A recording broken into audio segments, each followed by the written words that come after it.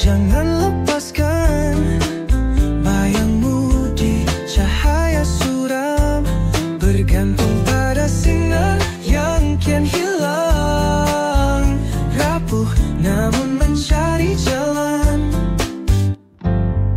Mata berkaca, kau sembunyikan wajah, rindu mendalam tapi suram. Tekanan akibat teknologi digital.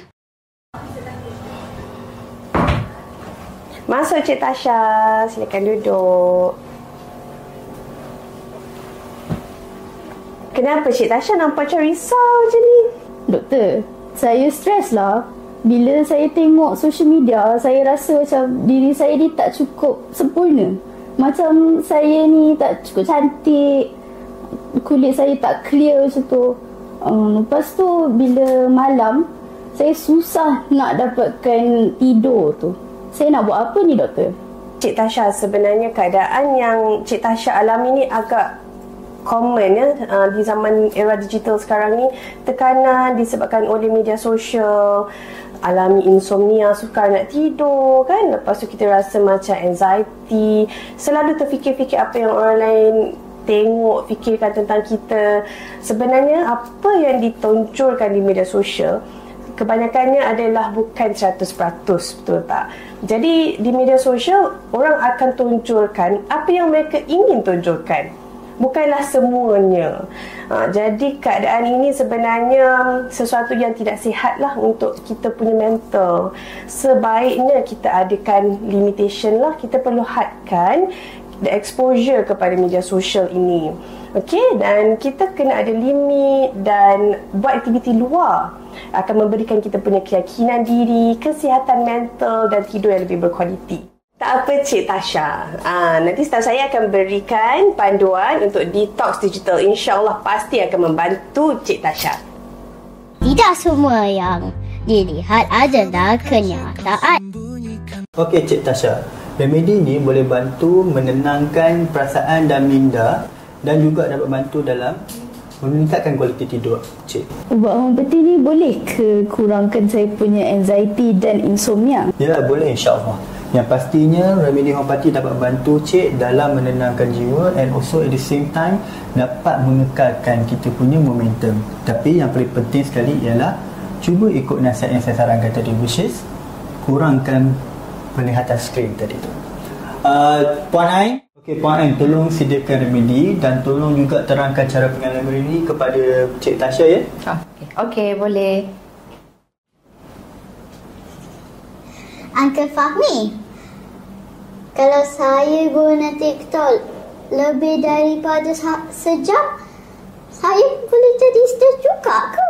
Itu bergantung Nakia. Kalau terlalu lama tengok skrin memang boleh buat susah kita tidur. Sebaiknya hadkan masa untuk media sosial, okey? Okey. Ya, ada betulnya juga. Kita semua kena letakkan had dan masa untuk perkara. Biar apa benda tu yang kita suka juga. Cabaran digital key. Okey, sebenarnya macam ni, pengaruh media sosial ni dia boleh dua tau. Satu dia boleh bawa kebaikan, satu dia boleh bawa mudarat. Jadi kita kena hadkan masa kita dengan media sosial, fokus pada apa orang kata dunia nyata. Dan nombor dua, jangan terpengaruh sangat dengan bandingkan diri dengan benda yang keluar kat media sosial, macam orang tu kurus sangat, kita tak kurus dan sebagainya, because this bukan real world. The real world is you. Jadi fokus pada diri you sendiri, and kalau nak compete dengan diri you, baikkan diri you, jangan banding dengan benda lain. Doktor, saya rasa tertinggal kalau tak buka media sosial. Macam mana saya nak hilangkan perasaan ni? Kita memanglah kan, memang kita nak tahu berita semasa apa semua kan. Even zaman sebelum ada media sosial ni, my dad selalu tengok surat khabar. Hari-hari kena buka surat khabar. Tak salah nak buka tu, nak tahu the main news. Tapi kalau kita spend too much time nak tengok news dan sebagainya, itu akan merosakkan kita punya pengurusan masa, so much so that kita tak ada masa nak buat benda yang penting dalam seharian tu. Kalau saya elakkan tengok YouTube sebelum tidur, boleh ke saya bangun lagi awal? dalam skrin, dekat skrinnya kita punya tablet ke handphone ke apa, kan ada cahaya biru. This cahaya biru tu dia masuk dalam mata tau. And then dia ganggu otak. Dia ganggu kita punya hormon otak. Menyebabkan kita punya tidur jadi tak betul. Deep sleep kurang, this and that. So at least 1 jam sebelum tidur tu stop tengok YouTube ke apa ke. Okay? Rapuh namun mencari jalan. Kesihatan mental saya tengok sekarang ni dah jadi cabaran utama di zaman era digital sekarang ni. Tapi kita tak boleh lupakan yang perubatan moden juga penting untuk mengawal jika ada simptom-simptom yang serius. Saya setuju, tapi pesakit seperti Cik Tasha juga perlukan sokongan emosi yang homeopati boleh tawarkan. Tapi kita kena tengok kepada kes juga tau. Kalau kes tu dah terlalu teruk masalah dia, memang perlukan rawatan daripada complementary, perlukan terapi. Jadi perubatan moden kita tak boleh abaikan. Teknik relaksasi dan remedi boleh membantu mereka merasa lebih tenang tanpa bergantung kepada ubat-ubatan. Tapi kalau dalam kes-kes tekanan yang berat, terapi profesional dan unsur rawatan perubatan memang sangat-sangat penting. Kita tak boleh abaikan tu. Kan kita boleh gabungkan rawatan di klinik Taqwa dan Soka Homeopati untuk hasil yang menyeluruh. Itu cadangan yang bagus. Pesakit boleh rasa lebih disokong dari semua sudut. Okey. Sekarang ni apa yang Eka cakap tu menunjukkan kita on the same page. That is actually what we are trying to achieve here. Orang kata kerjasama antara disiplin-disiplin yang lain supaya digabungkan untuk menyokong pesakit secara integratif.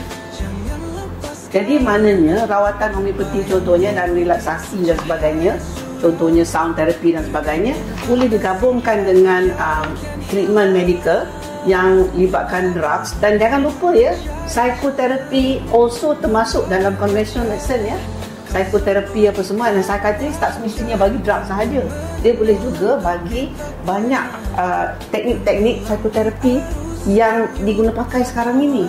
So bila kita gabungkan dengan penawar homeopati dan teknik-teknik alternatif, bukan alternatif lah, kita kata complementary, dia akan jadi satu rawatan yang integratif yang akan secara keseluruhan membantu dan menyokong pesakit untuk menyembuh lebih cepat. Biarkan hujan jatuh. Kesihatan mental anda adalah aset terpenting. Mulakan dengan langkah kecil untuk mengawal pendedahan digital anda. Nantikan episod seterusnya untuk lebih banyak panduan kesihatan.